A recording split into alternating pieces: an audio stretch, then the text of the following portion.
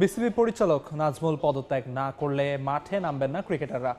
খেলা বর্জনের ঘোষণায় মাঠে গড়ায়নি বিপিএল এর ঢাকা পর্ব।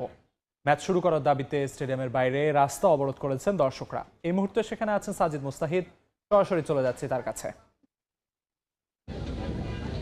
সকাল থেকে কিন্তু সমর্থকরা মাঠে এসেছিলেন বিপিএলের ম্যাচ দেখতে, কিন্তু এখন পর্যন্ত আসলে ম্যাচ মাঠে গড়েনি, কোনো দল আসেনি। ক্রিকেটাররা কিন্তু তাদের অবস্থান আরও একবার জানিয়েছেন যে তারা যতক্ষণ নাজমুল ইসলাম পদত্যাগ করছেন তারা আসলে মাঠে আসবেন না, তাদের সিদ্ধান্ত অনড় থাকবেন। এবং সমর্থকরা কিন্তু কিছুটা ক্ষুব্ধ হয়েছেন সমর্থকরা, যার কারণে কিন্তু আমরা দেখছি তারা স্টেডিয়ামের সামনের যে রাস্তাটা সেই রাস্তা অবরোধ করে রেখেছেন এবং কোনো যান চলাচল করতে দিচ্ছেন। আপনারা যদি দেখেন এই প্রশিকা থেকে যে রাস্তাটা এসেছে এখান থেকে সব গাড়িকে ঘুরে দেওয়া হচ্ছে। একইভাবে মিরপুর 2 থেকে যে পথটা রয়েছে সেই পথের গাড়িগুলোকেও কিন্তু ঘুরে দেওয়া হচ্ছে, কাউকে যেতে দেওয়া হচ্ছে না।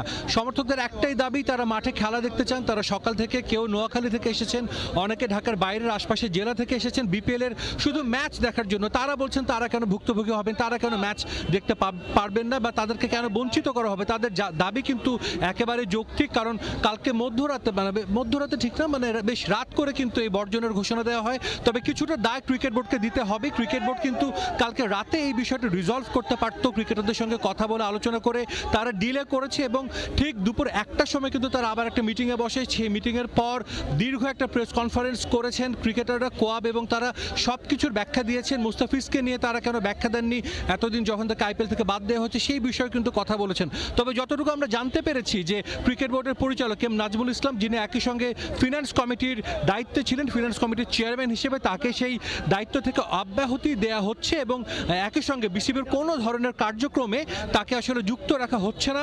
এমন একটা কিছুক্ষণের মধ্যে হয়তো আমরা একটা জানতে পারবো বিসিবির ভেতরে এমন একটা আলোচনা হচ্ছে বলে আমরা জানতে পেরেছি। এবং সবাই কিন্তু একটাই চাইছে যে মাঠে এখন খেলা ফেরাতে, কারণ আমরা জানি পুরো বিশ্ব কিন্তু অপেক্ষা করছিল বিপিএল এর ঢাকা পর্ব শুরু হওয়ার জন্য।